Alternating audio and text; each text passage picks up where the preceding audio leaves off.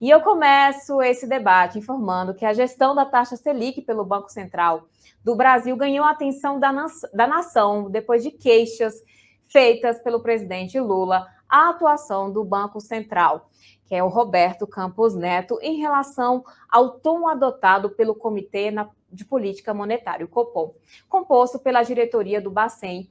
E em seu comunicado, que foi liberado ao público, ele fez uma série de pontuações, inclusive em relação à taxa de juros. Lula, obviamente, se mostrou bastante incomodado com o discurso do presidente do Banco Central e também com relação aos juros, que está em 13,75% ao ano.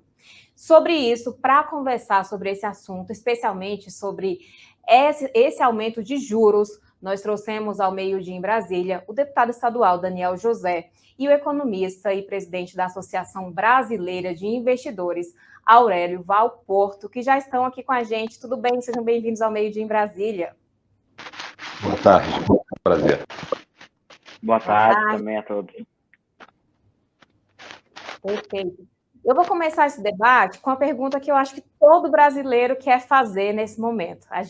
E eu falo aqui, mais cedo eu conversei com o Aurélio sobre essa questão de economia. A economia é um tema complexo para nós, jornalistas, que somos de humanas, para quem está nos assistindo também, que não entende muitos dos termos que são proferidos, que são abordados. E aí eu começo perguntando, essa pressão em cima do Banco Central feita por Lula pode solucionar o problema da alta de juros? E eu começo perguntando para Aurélio Valporto. Bom, eu acho que a tática adotada de confronto público ela não é boa para o país. Cria-se um clima de confronto institucional que nós vimos no governo passado, especialmente entre o Executivo e o Judiciário, e esse clima não é boa para o ambiente de negócio, para a economia brasileira, consequentemente para a economia brasileira. Agora, assiste razão ao presidente no que diz respeito às taxas de juros. Elas estão muito elevadas, sem qualquer correlação com o processo inflacionário brasileiro. Mas essa é uma crítica que eu não faço agora que o Banco Central está atuando nesse governo. É uma crítica que eu faço há muito tempo. Inclusive, acho que as taxas de juros, o aumento das taxas de juros durante o ano de 2022 foi um dos grandes responsáveis pelo fracasso eleitoral do antigo governo. No entanto, o presidente do Banco Central, o Roberto Campos Neto, ele era absolutamente alinhado com as ideias do Paulo Guedes. Então, as críticas que eu fiz à época, escrevi um artigo a respeito, não tiveram tanto eco. Hoje, quando há esse embate entre o presidente da República e o presidente do Banco Central, é que esse artigo meu ganhou mais notoriedade.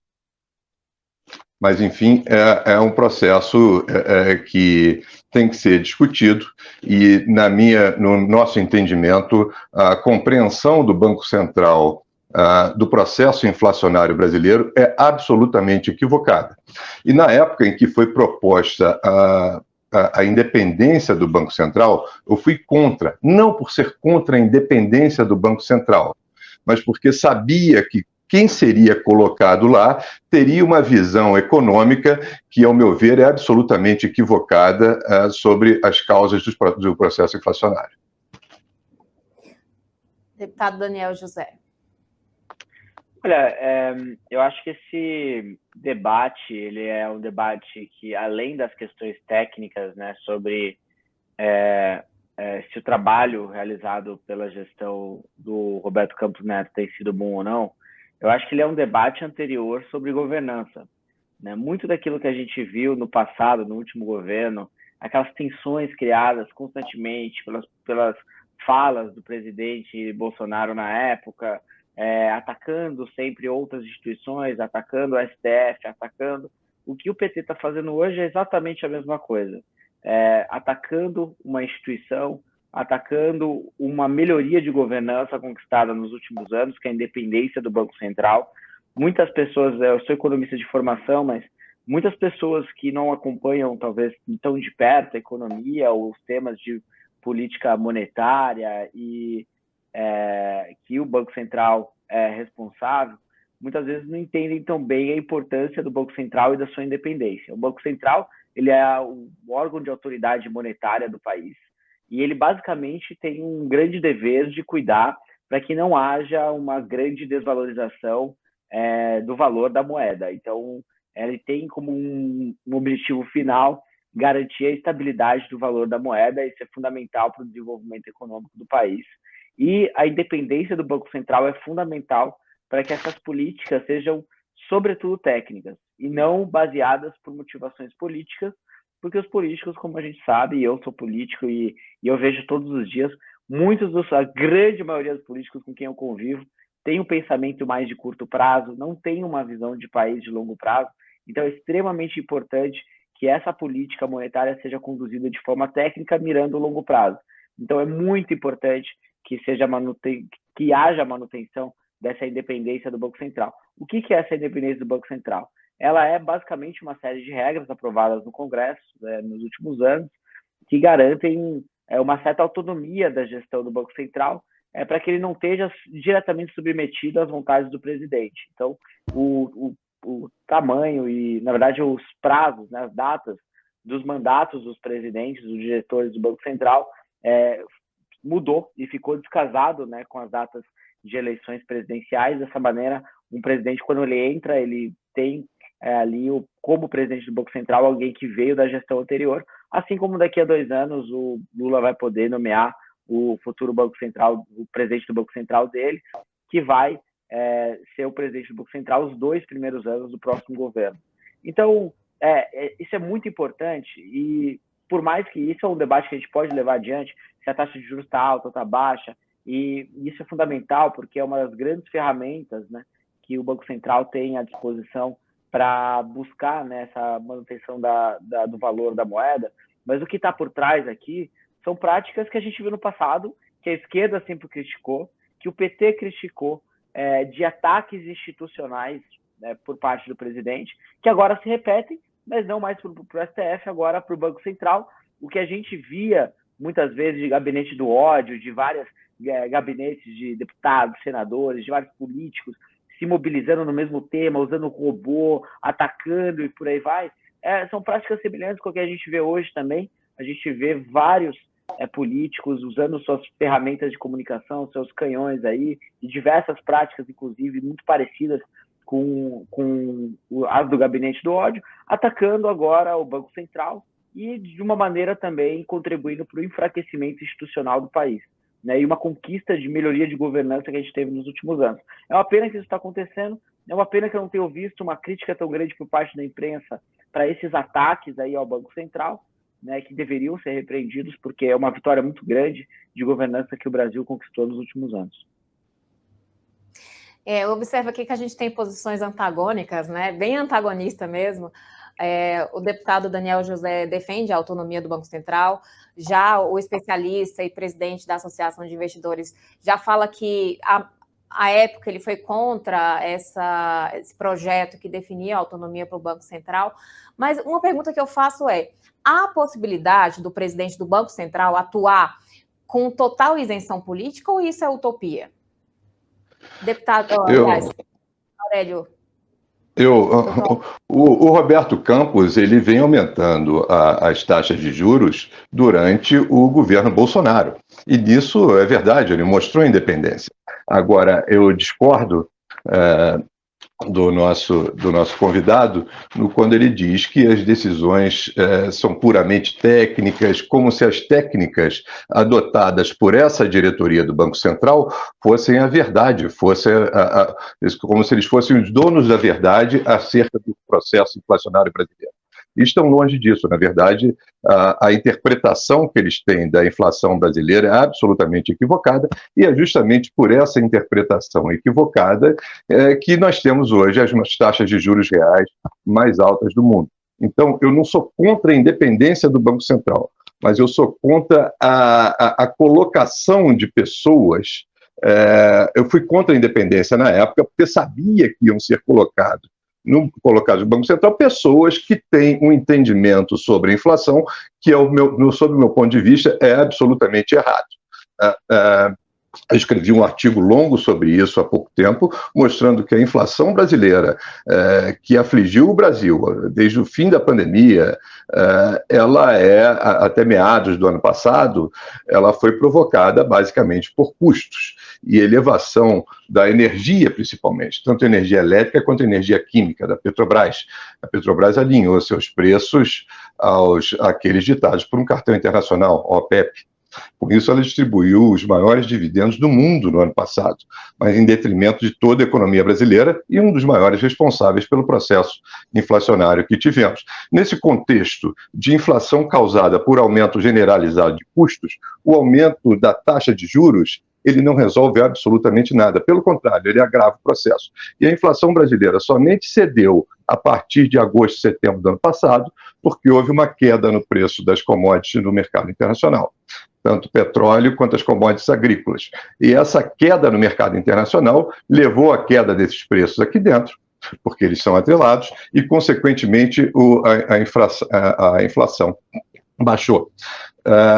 Apesar dos juros. Aliás, esse é o título do meu artigo, deflação, porque nós tivemos deflação em alguns meses, até acho que não deveria ser chamado de deflação, mas enfim, isso é meramente semântico. Tivemos deflação durante alguns meses, apesar dos juros. Deputado Daniel José. Olha, acho que são teorias. Enfim, no final de contas, cada um de nós temos as nossas crenças ou opiniões sobre as causalidades da inflação atual. Muito do que o convidado mencionou eu concordo, outras partes não. Mas o fato é que a política monetária estabelecida no Brasil foi uma conquista aí das últimas décadas e que a gente não pode perder e que está sob ataque do governo do PT e que a gente tem que defender a todo custo, independentemente de concordar ou não com a gestão atual, é justamente a manutenção da melhoria de governança que foi conquistada nos últimos anos. Isso é a questão principal, eu acho que é o principal debate para o longo prazo de Brasil. A taxa de juros é estabelecida através de uma reunião de um conselho, como aqui mencionou, né, que é o Copom, que é um conselho composto por diversos especialistas, diretores do Banco Central, e que é uma reunião muito técnica, com diversos modelos econométricos, com uma série de análises, com uma série de busca de evidências e de modelos que vão orientar a tomada de decisão. Isso é importante. É claro que nenhum modelo econômico é perfeito, todo economista sabe disso. Os modelos, eles explicam boa parte da realidade, eles funcionam na medida que eles conseguem explicar boa parte da realidade. Em macroeconomia é muito mais difícil do que em microeconomia de se fazer experimentos e de se buscar evidências contundentes sobre a efetividade de uma política ou não, porque são inúmeras variáveis que são quase impossíveis de isolar, ou até impossíveis de isolar. Então, a análise, ela é uma análise que ela é menos precisa do que em microeconomia, mas ela é muito mais precisa do que quando somente baseada por opiniões.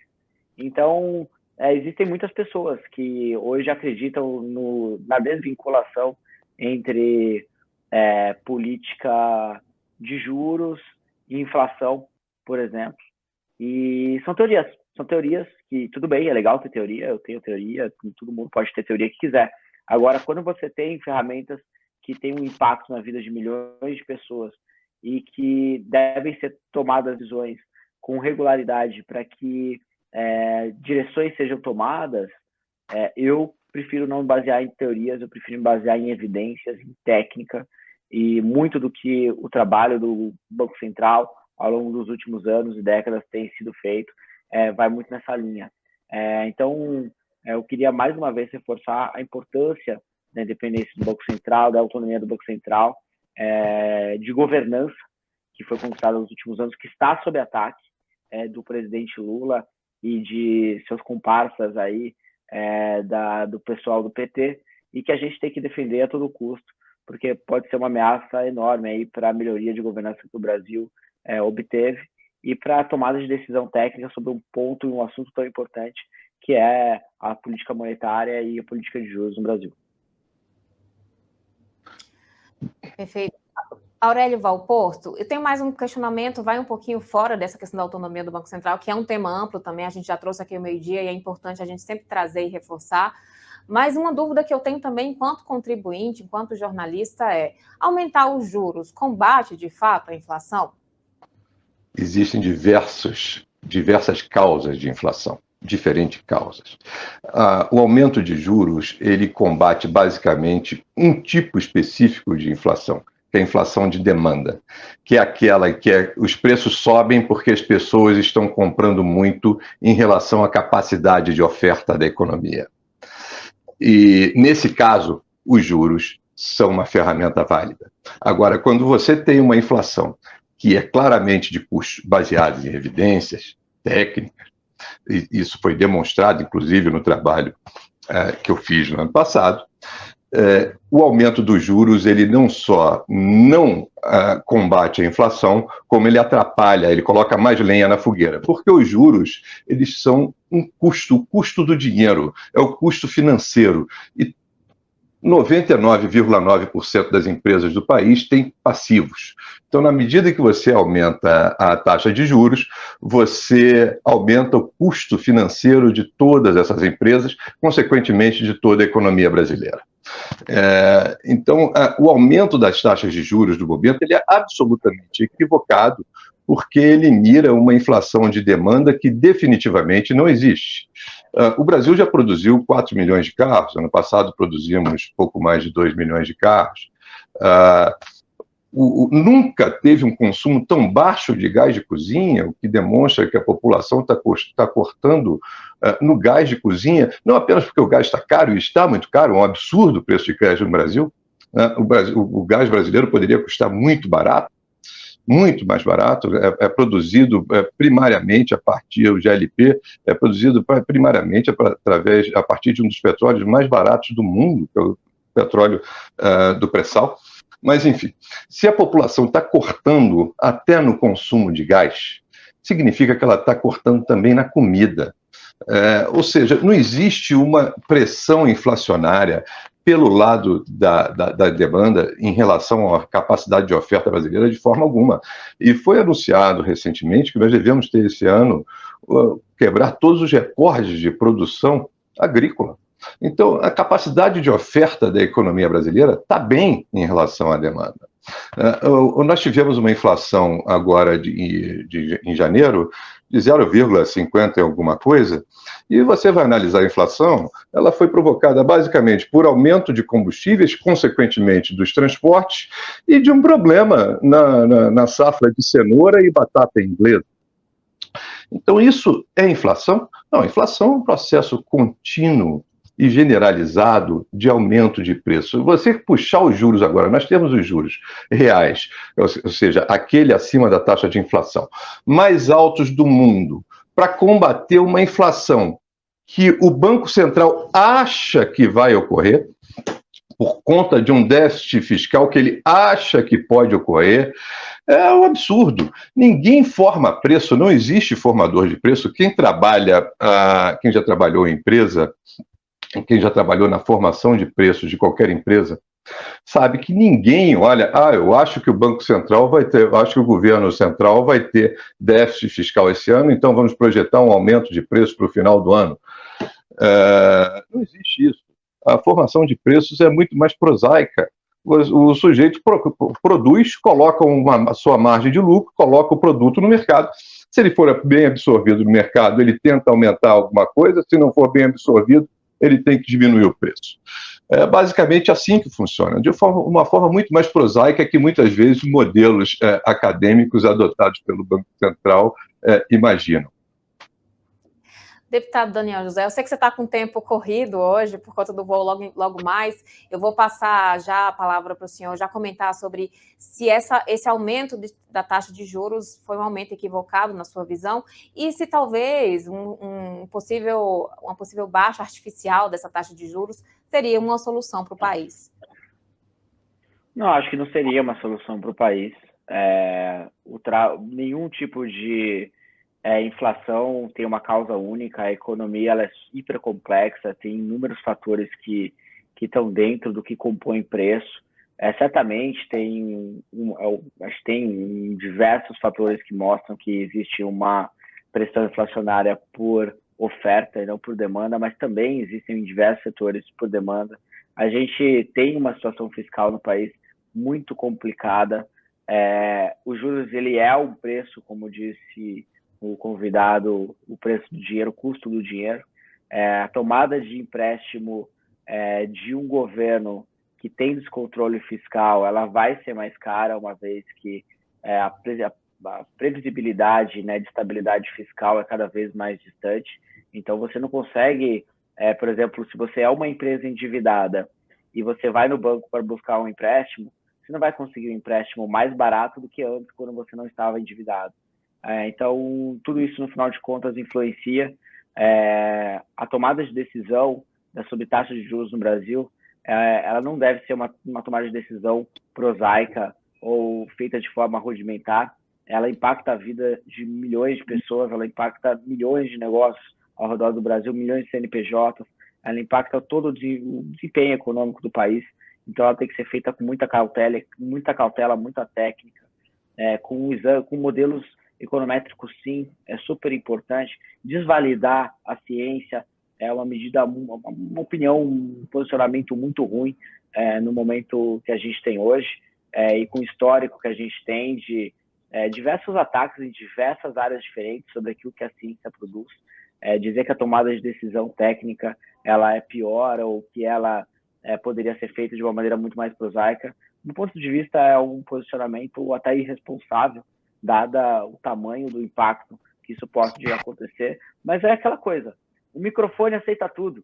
É muito bom poder vir aqui, poder comentar sobre um tema extremamente complexo e tentar explicar um pouco mais para as pessoas o impacto que isso tem, a importância que isso tem para o país, e de fato passar uma ideia do quão complexo é tudo isso. Realmente não é uma atividade trivial. Agora, outra coisa é você estar sentado na cadeira de presidente do Banco Central e ter tomadas de decisões que vão impactar a vida de milhões de pessoas.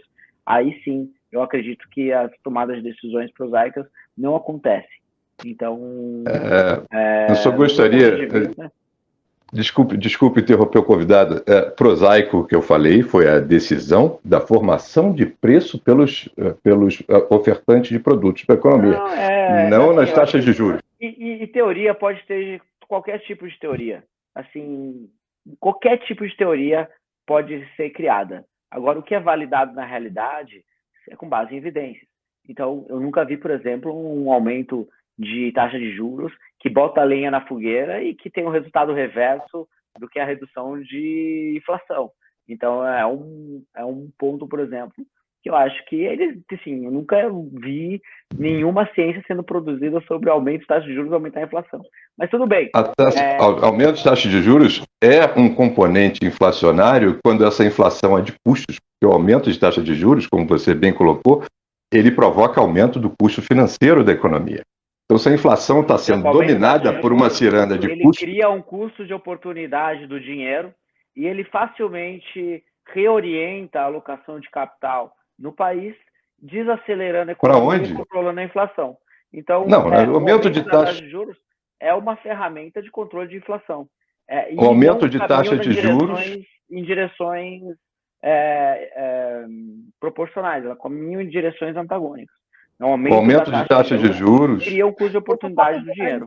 Não, o aumento de taxa de juros ele diminui a velocidade de circulação do agregado monetário. Quando o governo coloca títulos, você está trocando um título que na verdade não rende juros nenhum por um que é a moeda, por um outro que rende juros. Tá? Mas ele tem e ele faz parte do agregado monetário. O título colocado pelo governo é uma espécie de moeda.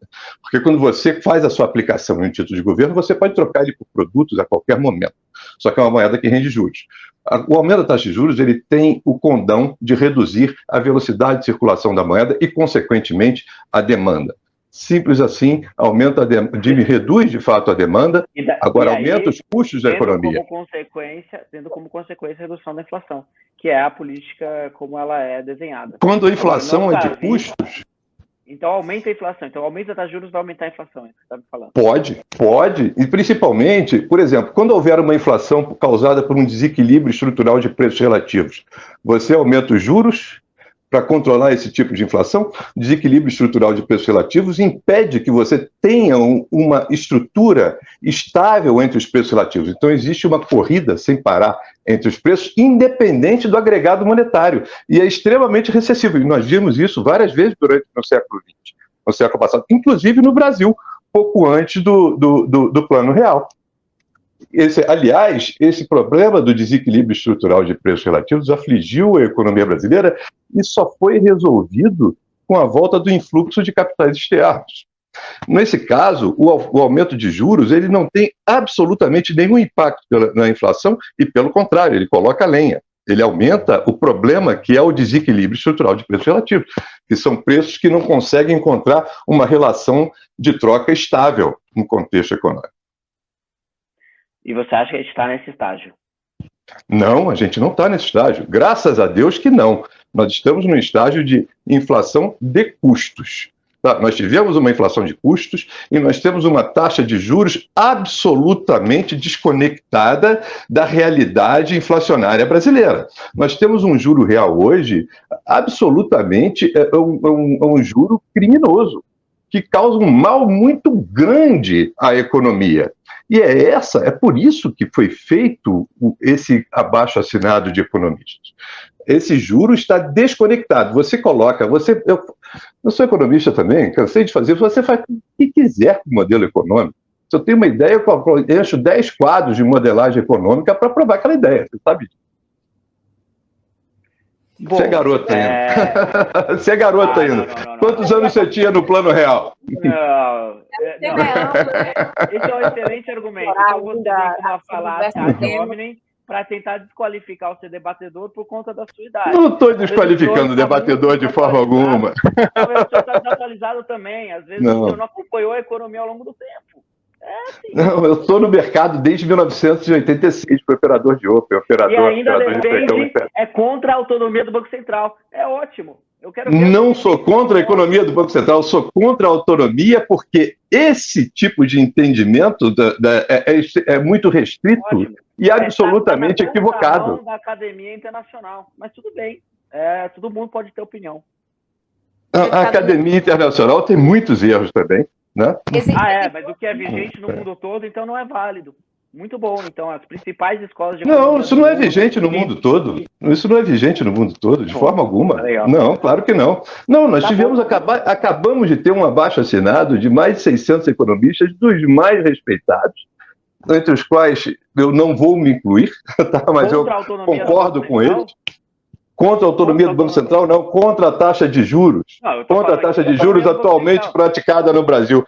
Não, eu sou contra a autonomia, eu fui contra. Não. Eu fui contra a autonomia porque sabia que a turma que ia ser colocada lá ia fazer o que está fazendo. Mas não te desqualifico de jeito nenhum. Não desqualifico de jeito nenhum. Esse debate aqui, obviamente, não é para desqualificar ninguém. Eu vou claro que não. Justamente, são dois economistas, dois especialistas, o deputado Daniel José, que é economista também, o Aurélio, que também é economista, trouxe aqui duas versões diferentes, é um debate antagônico com dois pontos de vista, justamente para mostrar para quem está nos assistindo que a economia é muito mais complexa do que a gente imagina, né? A gente tem a visão de que é puramente técnica, mas, na verdade, há um cunho, há uma vertente política também que precisa ser levada em consideração. Eu quero agradecer muito ao deputado Daniel José pela participação no meio-dia, as portas estão abertas. Quero agradecer muito ao especialista Aurélio Valporto, que também esteve aqui trazendo outra visão, muito importante também a gente ter essas duas vertentes e, principalmente, conhecer os dois lados, né? São dois pontos de vista distintos e com muita parte técnica aí que a gente precisa tomar conhecimento também. Obrigada pela gentileza, obrigada por vir ao meio-dia em Brasília. Eu que agradeço, boa tarde. Boa tarde. Boa tarde a todos. Obrigada.